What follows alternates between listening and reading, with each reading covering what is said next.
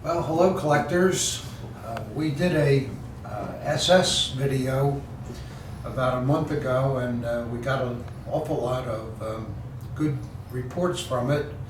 And people said that they wanted to see more daggers, so we thought it might be a good idea to continue doing this.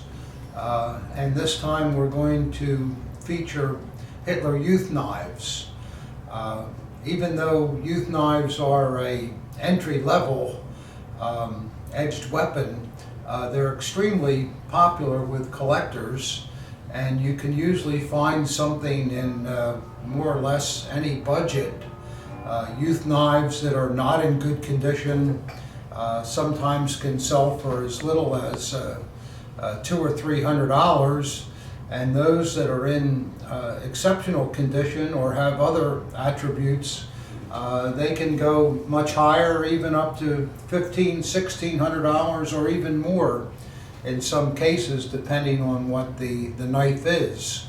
But there are basically three types of Hitler Youth knives that we run into. Remember, there were probably millions of these made. We believe that youth knives were first started in production in 1933, but it's very possible that it could have been even a little bit earlier than this. And the reason I say this, I'll show you a piece that kind of makes you think. These are two early Eichhorn examples, and one thing you might like to look at that I can probably give you a pretty good comparison here. Let's look at first at the grips on early pieces. This is an initial production piece, and you can see that the Bakelite grip has extremely fine checkering. When we get into the later pieces after 1937 or so, you'll notice that the checkering is much different. It's not as fine, and perhaps it was easier to do from a production standpoint. That's why they changed it. And another thing about earlier pieces, they will have a steel base that's nickel plated for the hilt, whereas later pieces starting about 1938 or so, the hilt base metal will be pot metal. And an easy way to tell, of course, is with a magnet. But in general, the pieces that had a steel base, the nickel plating held up a lot better than it did on the later pieces. For instance, on later examples, you'll usually see wear to the pommel area beneath the strap. Here you can see it here on this piece. See where the plating is worn off? That happens a lot with pot metal pieces, whereas we don't see it so much with the early steel-based pieces. But getting back to when did Hitler Youth knives come out, I think it's possible that they could have been before 1933. And the reason I say that is that this piece here is an Eichhorn example of very early production, and we know that it's early because on the reverse we see the double oval trademark, and we know this was used from 1933 and 1934. But then every once in a while there's something that comes along that makes you scratch your head, and here's an extremely early example that has the single oval circle that we see in the 1920s, late 1920s and early 30s. So when I look at something like this, I wonder, wow, were Hitler Youth knives really the first edge weapons for the party per se? So it's kind of an interesting thing. And what we want to look at with early examples versus mid-period and later, I'll try to show you the differences in the blade. We'll look at a couple of pieces here.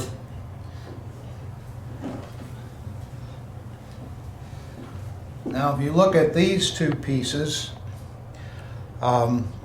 these are what we would both call mid-period as opposed to early. And the difference between that is the fact that early examples do not have a blade ricasso. See where that blade has no ricasso on it? And there is a ricasso here. We start to see the ricasso about 1936 or so.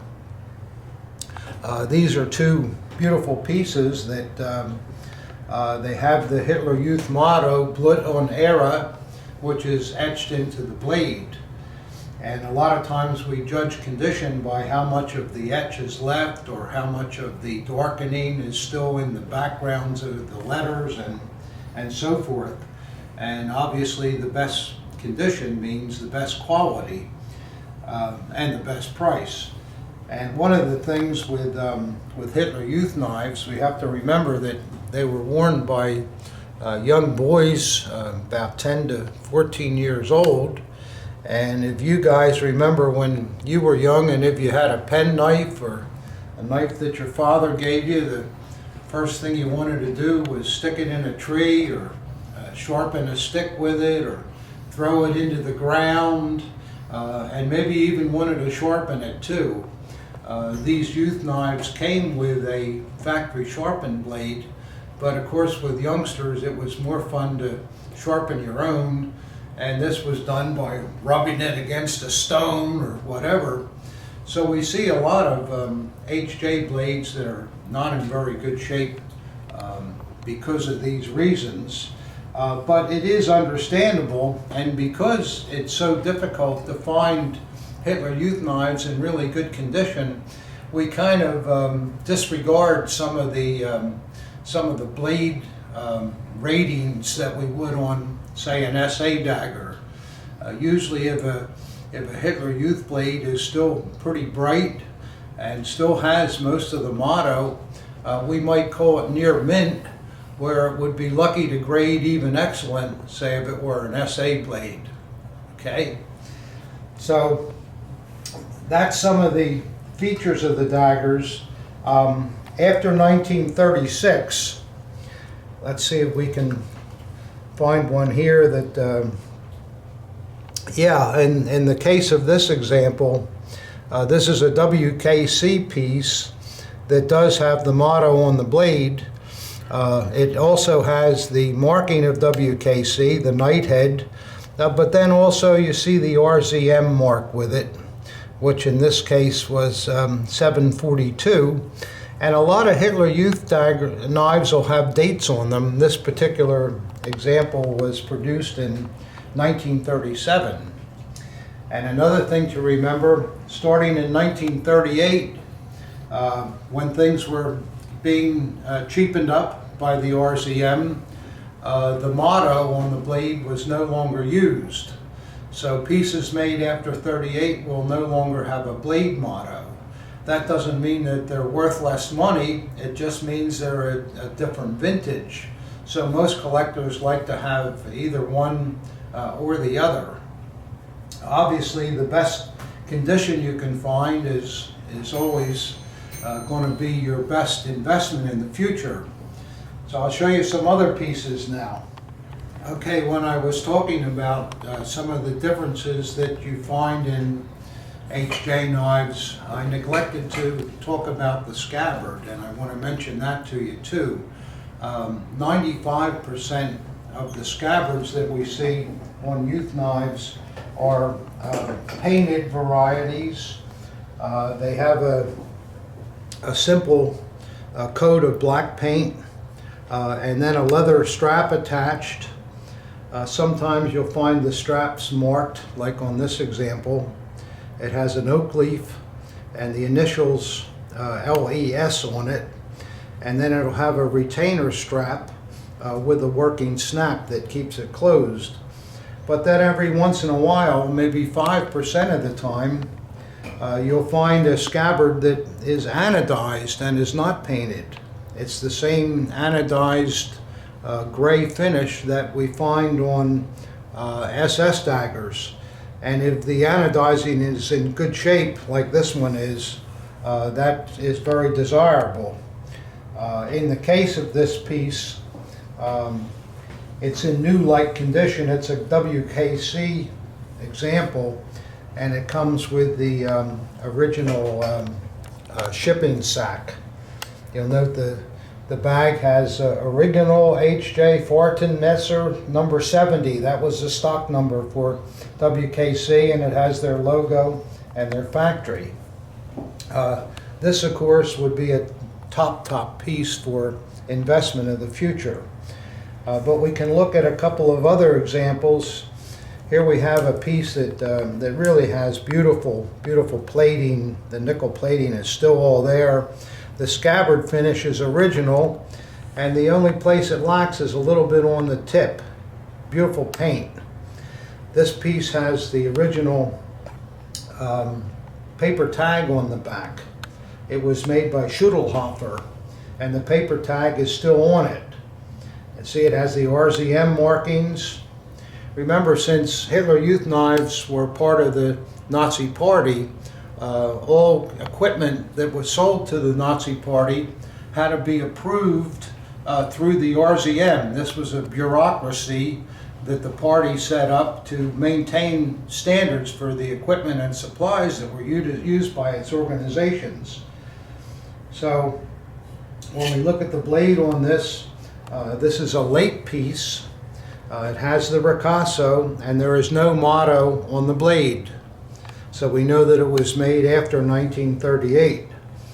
And on the reverse, it has the etched RZM of Schuttelhofer M713. But still a very beautiful piece. And also, if you note the leather on this, you'll see that it has a lot of pebbled finish in it. We think that this was kind of an artificial leather that was made later in the period. This probably was a wartime made piece, and the really good leather was going to the troops, not to make Hitler Youth knives. And we'll look at another piece here, another beauty with terrific hilt plating, nickel plating. And this one again is a later piece. It was made by the Puma company.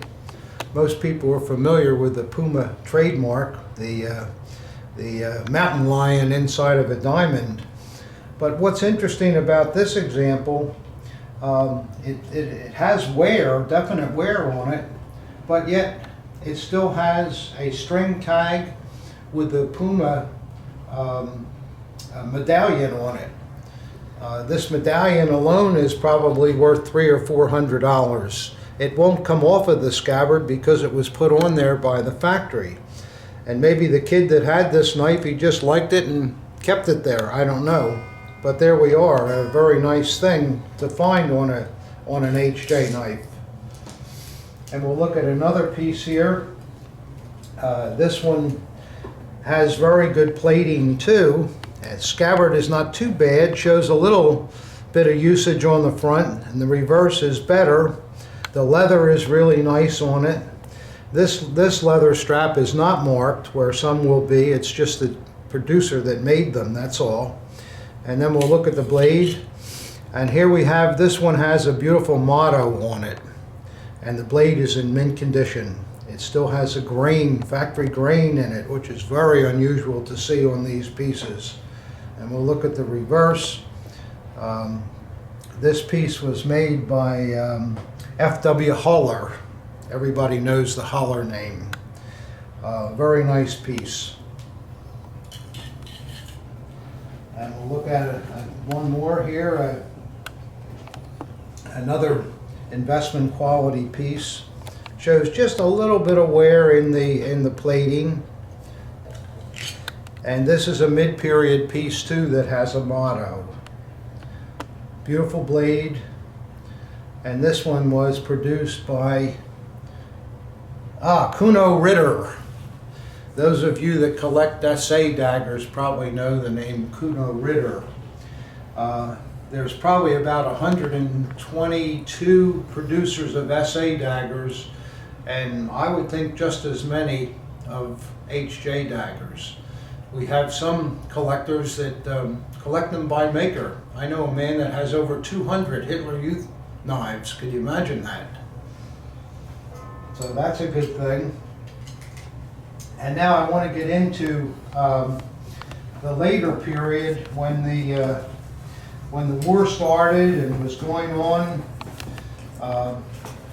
We really don't see regular HJ knives produced after 1941, once in a while 1942, but I'll show you what we do see.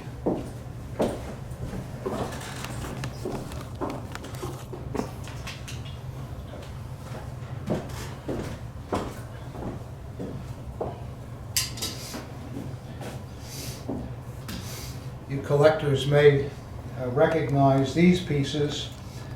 For years we've called them DJ knives, and the reason for that was because they're smaller, and we just assumed that since they're smaller, little kids must have used them, so okay, they were used by the Deutsche Junge. Not necessarily true. It's my belief that after the war started, there was very little money for Hitler Youth knives, but yet they were still bringing youth up, that's for sure. That was what they thought was their future. So I believe that DJ knives are really not DJ knives. I believe they were wartime Hitler Youth knives that were issued to the HJ boys. The first ones that were made, probably in 43, they were made, it's a smaller knife. It's the hilt is all aluminum, has the checkered grip plates, and then a cheap blade with no ricasso, and a little buffer with it. And the scabbard was just painted metal, but there was a Hitler Youth insignia that was put onto the scabbard. It was put on by 2 holes drilled in the scabbard, and there are prongs on the back of these insignia. And whenever you buy one, you want to make sure that the insignia moves, because if somebody glued one on, it wouldn't be original, would it? So you have to be careful with that. So these are, in my opinion, are wartime Hitler Youth knives. And then as the war grinded on, they thought, well, why do we even need to put the insignia on? We don't have the money for that. Let's just issue them with no insignia at all. The knife itself is exactly the same, has the same buffer and the same kind of blade, but no insignia. Again, it was a little cheaper. Collectors see these knives at shows once in a while, and that's not real, that's just something that was made in 1980 and so forth. Wrong. These were absolutely produced during the time. They're obviously not as popular as a real nice early Hitler Youth knife would be with a motto, but then again, if you're interested in the history of the hobby, these are important things. For what it's worth, too, I once purchased a knife like this without the insignia, and it was in a bag, and the bag was printed on it, said Hitler Youth und Deutsche Junge, meaning that it served both purposes. So I felt that that proved that these were wartime Hitler Youth issue items. Okay, now I'm going to show you one other thing that if you're really looking for something cool in Hitler Youth, the Pack Company, when Hitler Youth knives were first introduced, produced a model that is much different from the standard Hitler Youth knife. If you look at it, you'll see that the pommel beak of the silhouette eagle is much larger and pointier. See, we'll compare the two. See the difference there? And also the grip plates are larger, more massive, and the checkering is more massive than normal. And then thirdly, the grip plates were held in place by rivets and spanners. You can see the spanners here. This is the same way that PAC also built a lot of their bayonets. I'm sure collectors will know that. But this piece is just incredible. The condition of the blade, Wittmann era. This piece was probably produced about 1935 or 36 in my opinion at the latest. But what is really neat on it, it has a factory done dedication on the reverse of the blade. And the dedication in German is für Arbeit und Treue, for work and loyalty. And more than likely, this particular knife was probably commissioned by one of the Hitler Youth leaders to give to possibly another leader for his dedication to his work or whatever.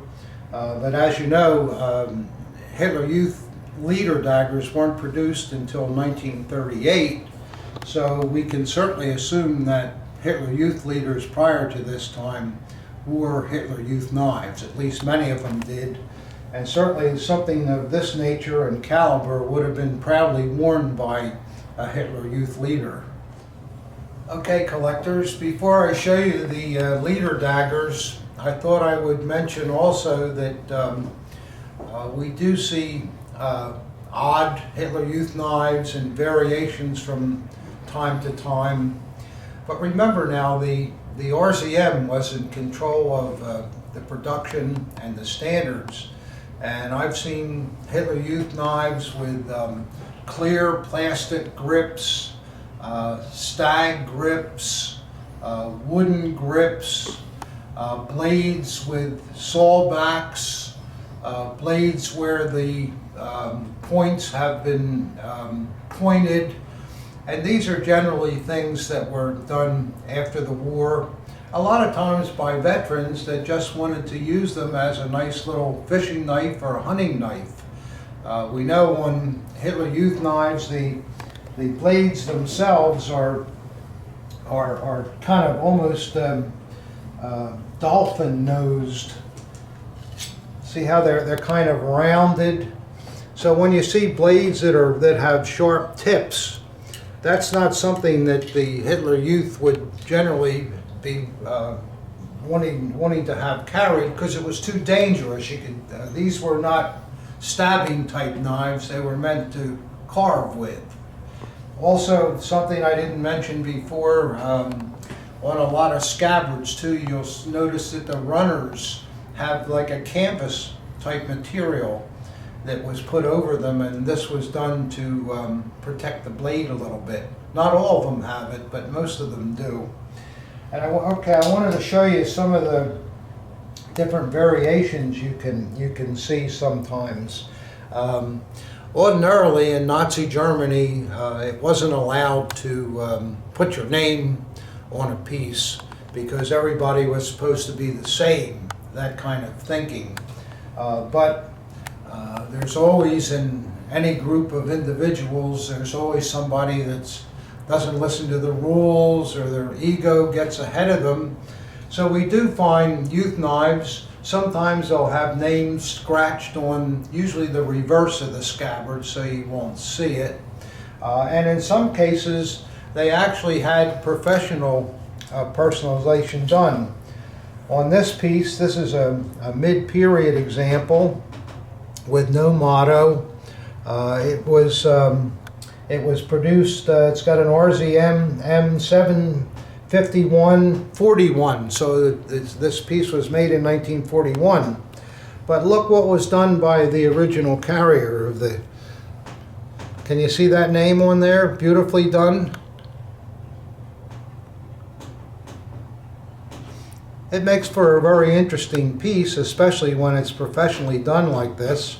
And of course, there's always the possibility that perhaps the name could be researched. You never know. It's maybe worth a shot. Another thing that you see sometimes, this particular example I bought from a veteran family. And when I acquired the HJ knife, it had this sergeant's patch on the scabbard. And it was put on there by the GI that brought it back. It also had no grip insignia. It was dug out, but we did put another insignia in it. But what's interesting, I believe that the veteran, when he was in the service in Europe, he probably carried this Hitler Youth knife and put his sergeant stripes on. Why not? And took the insignia out so nobody could give him any trouble about having something with a swastika on it. So this kind of variation treatment is always interesting. And then there's another knife that is basically the same design as the DJ knives. In fact, I'm sure that the DJ knives, as we call them, just took this design that we first see in 1935. These little knives were made as souvenirs. That's why they have a stag grip.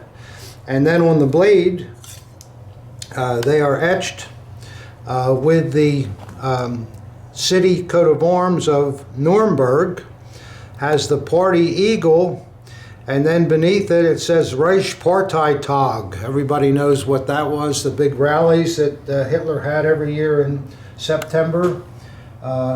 And then the word Nuremberg beneath, and 1935. These little knives were sold to tourists, as I say, and the collecting community was lucky because a box of about 100 of them was discovered at a show in Germany after the wall came down. And the box was, it was kind of wet on the bottom, so the knives that were at the bottom of the box were in poor shape, but they got in better shape the further up you got. The ones on the top were still in mint condition. So these are very, very highly collectible and a great little piece to add to your HJ collection, I think. Well, in 1938, the Hitler Youth had grown to millions of children and young boys, and the leaders, I guess von Schirach, since he was head of the HJ, decided that since all of the other leaders of various party organizations had their own dagger, it must have been time for the Hitler Youth leaders to have one also. So they introduced the Hitler Youth leader dagger then, and we see them made by two companies. E&F Horster made the most of them, and Carl Eichhorn. The pieces that you see here, the one on the right is made by Horster, and the one on the left is made by Eichhorn. They're beautiful daggers in their simplicity. They have a pommel cap that displays the Hitler Youth diamond on the top. And the grip is made of a carved wood, and it's covered with tightly wound silvered wire. Then a ferrule and a crossguard. The crossguards were made of aluminum, and in that everything was silver plated, aluminum didn't take so well to silver plating, so frequently these crossguards, the silver will be worn off. On this particular example, it has 100% of the original silver. Very, very rare to find, and the same with the pommel cap. Now, the way the scabbards were made, they give the look of three separate mounts, but they were not. The scabbard itself is one solid piece of metal. These are not separate mounts. They were part of the original stamping, which was done in two halves and put together. And then the inner areas were covered with a fine-grained Moroccan leather.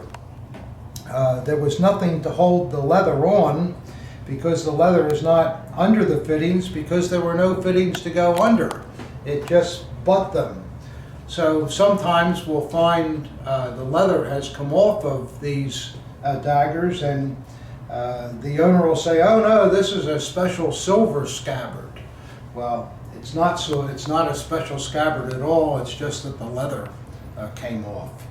Now the scabbard had the Hitler Youth eagle on the upper mount. It was an eagle with a diamond engraved into the breast, and the eagle clutched a hammer, and let me look here. A hammer and a sword, I'm sorry. My memory is getting bad here as I age. The detail is quite good on them. Now on an acorn piece, which I'll put next to it, if you look at the upper scabbard fitting, you'll see there's a difference in the bird. It's a little sharper, the head is a little smaller, and there are differences all throughout. The acorn scabbards were also made of aluminum usually, and again it's one piece, whereas the Horster scabbards are steel. You can easily figure out which is which with a magnet.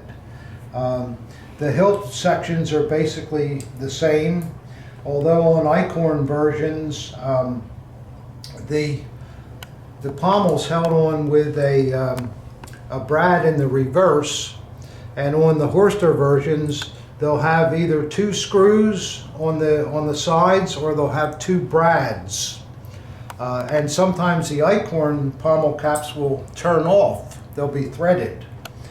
And then the other differences lie in the blades. On the Horster version, the blades were nickel plated, and the Hitler Youth motto was etched into the surfaces. So you won't see any grain on a Horster blade because of the nickel plating. On acorn pieces, on the other hand, the blade was a polished type, just like we find in an Army dagger or a Luftwaffe dagger, with the etch of the motto. Most of the time, acorn pieces will have the RZM code on the back, RZM M766. And Horster pieces will have the RZM also. And usually you want to see this RZM circle in just about in the center of the blade, within the center blade segment. When you see them where the RZM circles run over a lot, it's usually a reproduction. But those are the main differences. And then the hanging straps. The hanging straps are rarer than the Dagger, and in some cases they sell more than the Dagger. They were made by two different companies. This particular set was the type that usually came with an acorn dagger, and it's longer than the type that came with Horsters.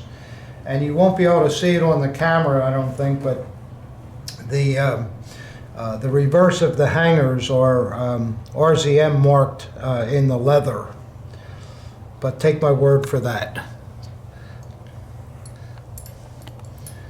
So that's a small lecture, I guess, on Hitler Youth. There's probably a lot of things that I forgot to say, but I think we covered most of the areas. And if you have any questions at all, I'd be glad to answer them. Just send me an email. We're always open for business there. And I hope that you all add one or two Hitler Youth knives to your collection. They really put a nice balance to things, and they're one of the best-selling Third Reich edged weapons there are. So they're worth getting. They do have good investment potential, and they're certainly a lot of fun to own. So thanks a lot for watching.